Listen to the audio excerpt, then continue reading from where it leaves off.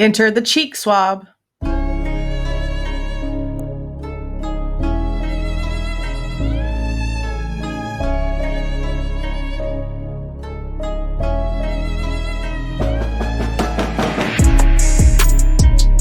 Hey guys, this is Jules with True Crime Reactions.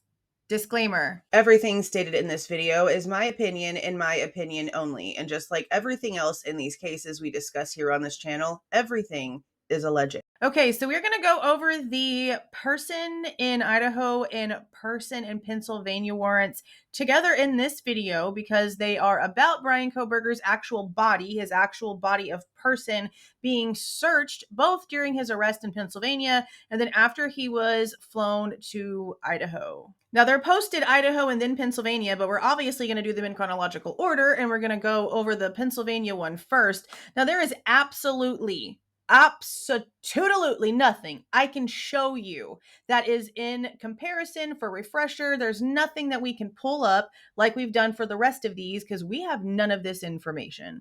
We have what they have in the PCA, and we have sort of like the rumors that have been swirling around about the night of the arrest and him being in his kitchen, apparently separating things, wearing his sleep clothes like shorts and a shirt from what I can remember. So at first when I saw these, I was like, okay, but it was in the middle of the night. He might have had his phone in his pocket because he's in his parents' house, but having like his ID and anything else on him, unless there was something suspicious about what he was actually doing, which by the way, separating the trash in those areas is very, very common and not strange whatsoever.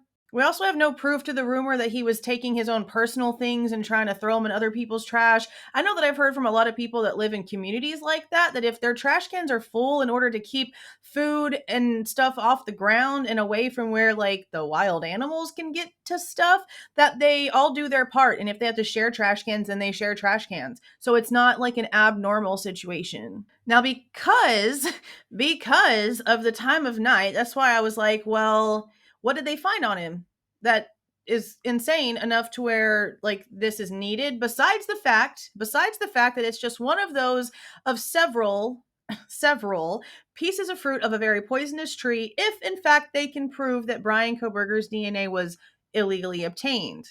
So when it comes to the Pennsylvania one, the one that we're going to go over first, it does make sense because of the cheek swab that they did. We did learn about the cheek swab in the PCA itself. And like I've mentioned several times, the defense themselves are not arguing that it's Bryan Kohberger's DNA. She has literally stated in court record that it was planted.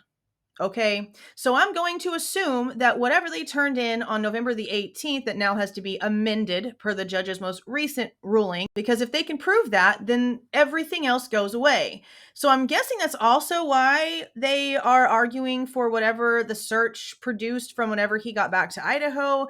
But by then, he's already cuffed and he's in, wasn't he like in the red jumpsuit? I think those are the red jumpsuit photos, if I can remember correctly, was that transfer.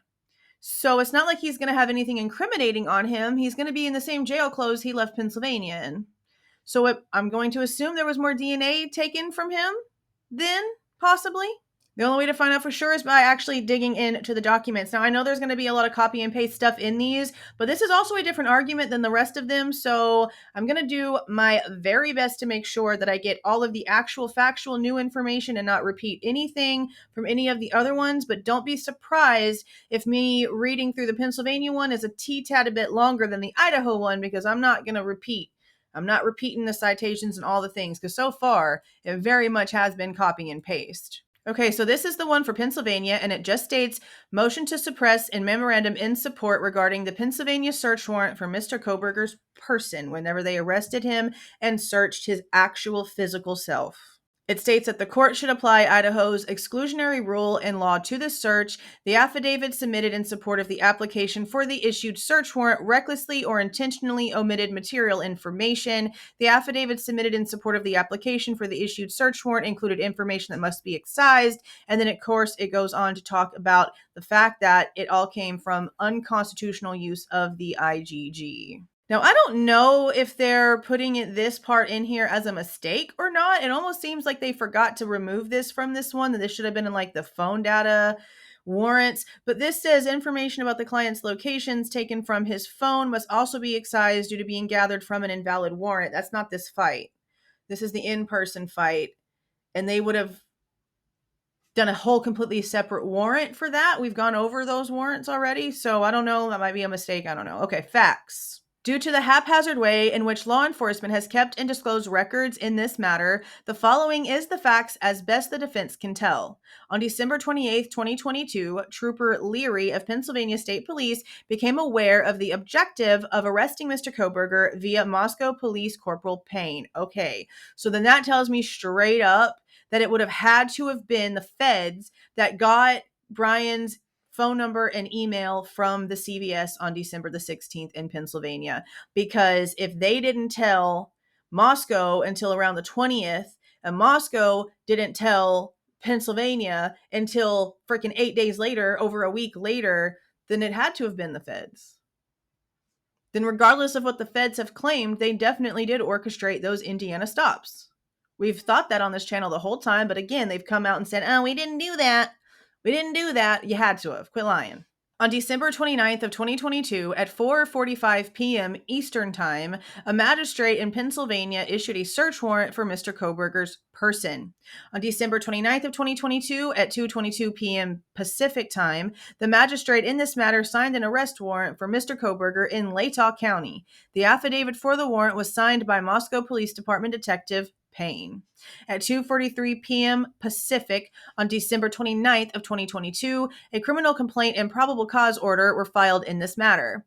At 10 p.m. Eastern Time or 7 p.m. Pacific, people are asking why they're doing that, and it's because these two states are 2,500 miles apart and on completely separate time zones, and so that there's no discrepancies on the actual chronological order in the way in which warrants were actually signed and obtained. They're making sure that the specific times are in here, Pacific and Eastern. It's very, very important, and one thing I'm not good at.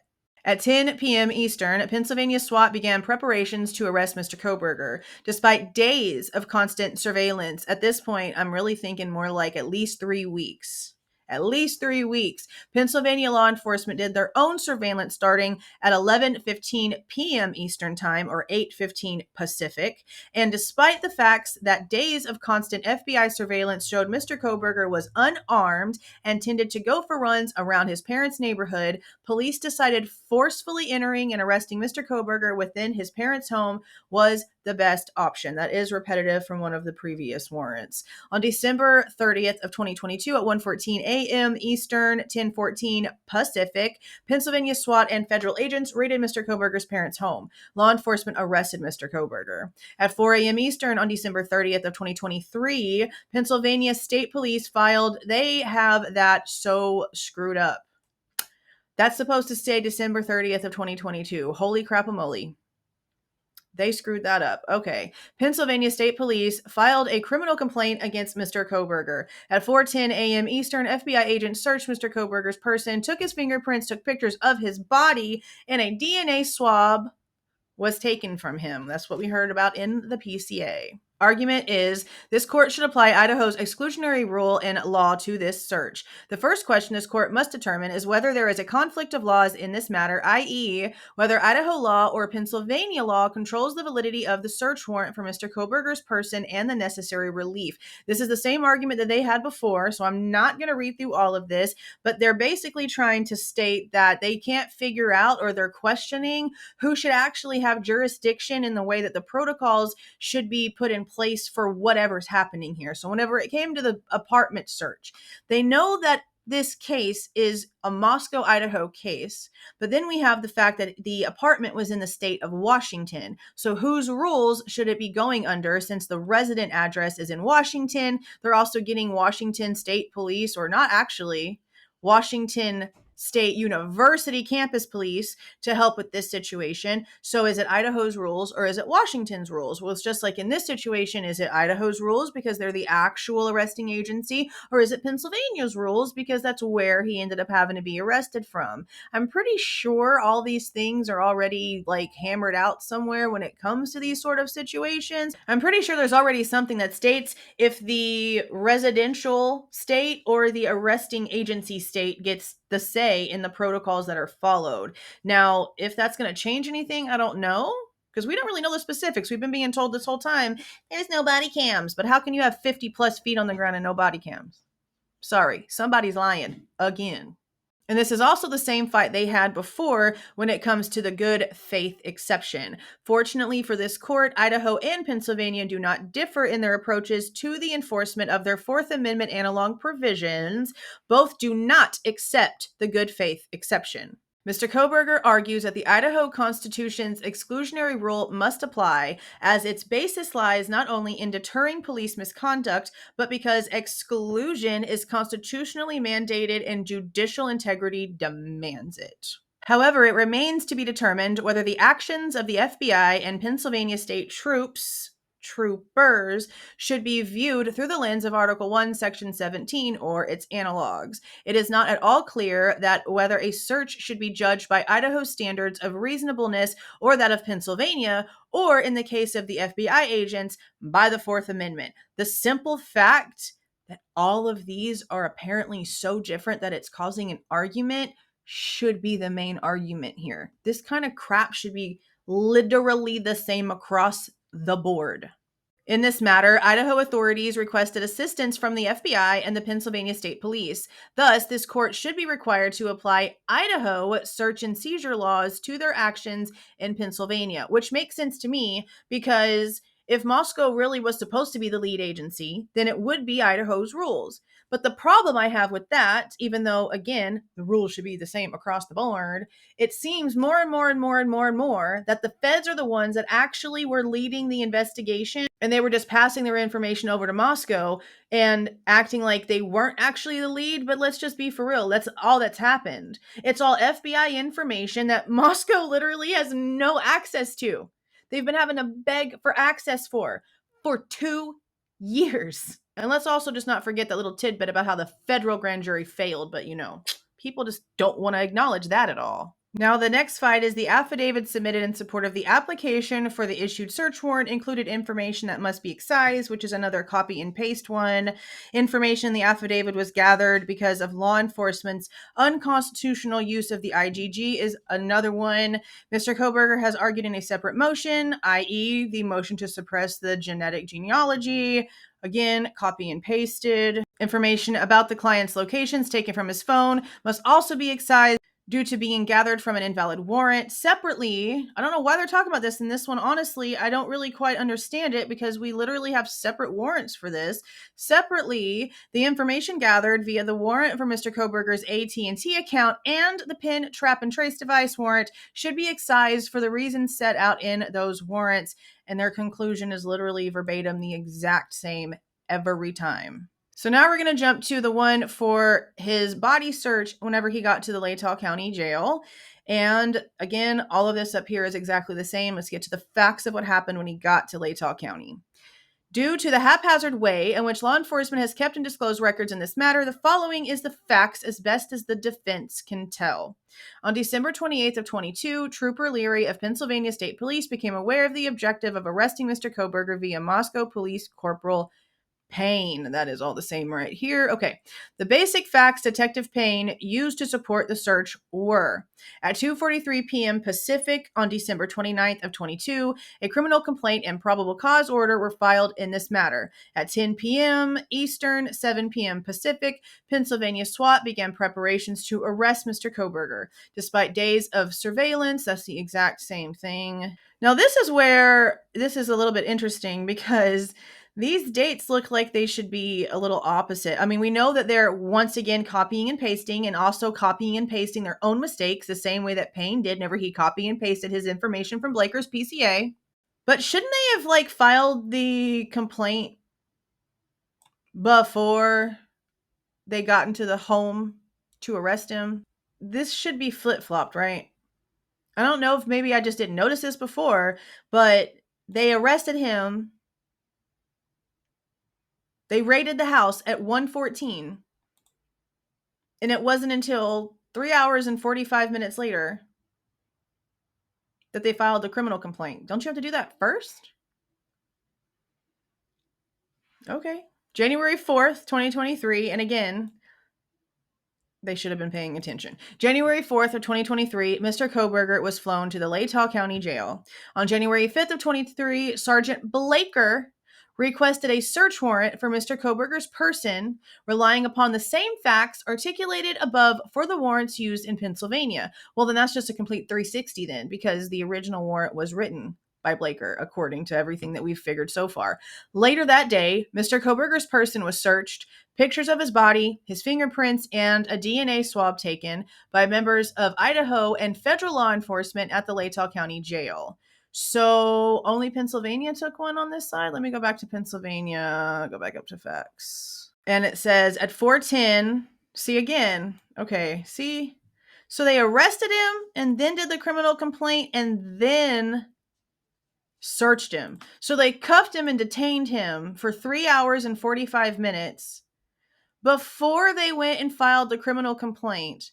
And then it took another 10 minutes after it was filed for them to start searching his body and taking fingerprints. So what the hell were they doing with the entire family for 3 hours and 45 minutes? I would love to know. But it says that in Pennsylvania, the FBI is the one who took the fingerprints, took the pictures, and took the DNA swab. So why are they doing it again? Why are the feds doing it again? How many DNA samples do they need? I mean, for them to get the result they wanted, they apparently needed like minuscule little nothingness of touch DNA that there's no way that the testing could be replicated. So how much of this DNA do they really need if they have nothing to actually compare it to anymore? And as you can assume, everything else is a copy and paste argument, and their conclusion is the same verbatim thing as always. Oh, and look, there's Jay logs in. I've had a couple people asking, hey, where's Jay? Where's Jay? Well, we see his signature. Eliza Massoth has been the one doing most of these here lately. Okay, so I've never been arrested. So to me, when I'm reading that, it does seem as if a criminal complaint would be something that's done before you hold somebody at pretty much gunpoint in their own home for 3 hours and 45 minutes. But according to this, it's not done until after the fact, which I find odd. It literally says the state prosecution usually begins after a police officer arrests someone and presents the case to the prosecution. The latter then files a complaint, which charges the defendant with the relevant crimes. Okay, but that's like, to me, that's like if you catch somebody in the middle of a crime, like if you get a call from dispatch, there's a robbery or a DV situation where there's violence and the guy has to be arrested, but not whenever you've been surveilling somebody and the charges are already pending and you're just waiting to stick a name to them.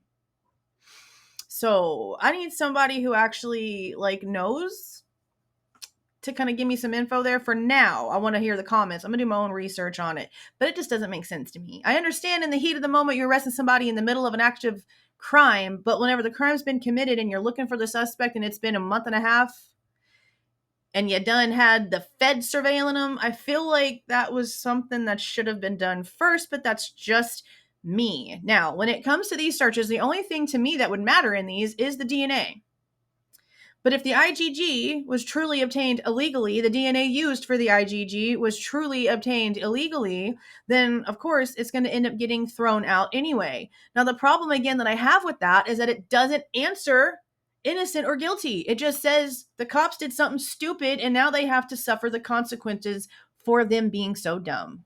But just like they've never argued that it was Bryan's DNA, they've also told us, I don't know how many times, that there's no connections and there's no explanation for the lack of evidence. And even Steve Goncalves himself has come out and stated that the state is having issues connecting Kohberger. Those are things that we just cannot forget here, on top of the fact that we learned not too long ago that a federal grand jury failed and that 6 jurors for the state grand jury wanted more information because everything was extremely lacking and they were told there's no more. That's all we got. That's a big, big thing here. People need to remember that. But when it comes to these person search warrants, the DNA is really the only thing worth them arguing for. But again, like I said, if it really is truly poisonous fruit, then it's going to be booted anyway, but it still doesn't give us an answer. Ever since Ann Taylor mentioned the whole speedy trial thing possibly coming back around, that's the only thing I've been really wanting to hear from the defense. Because obviously the information of whatever they believe actually happened in lieu of illegally obtained DNA, all of that is sealed. So we're not going to see any of that. We're not going to get any glimpses of any of that. But if we could speedy trial this right back up, That'd be beautiful. So ever since she said that, I've been watching. That's the only thing I want to hear from them next. Let's get to the facts and quit playing these stupid policy games. It's so exhausting. But I want to know what you guys think about all of this so far down in the comments. We're going to go over the one for the car. That's the one that's coming next. Let me know so far where your brain is at. How do you feel about the information that we're learning from these defense documents? Let me know. If you like the way that I present this information and give my opinion, please don't forget to leave a like on the way out. Subscribe to the channel if you were not subscribed already. And please don't forget to make sure that your notification bell is set to all so you don't miss any of my rants, reviews, reactions, updates, or deep dives. See y'all.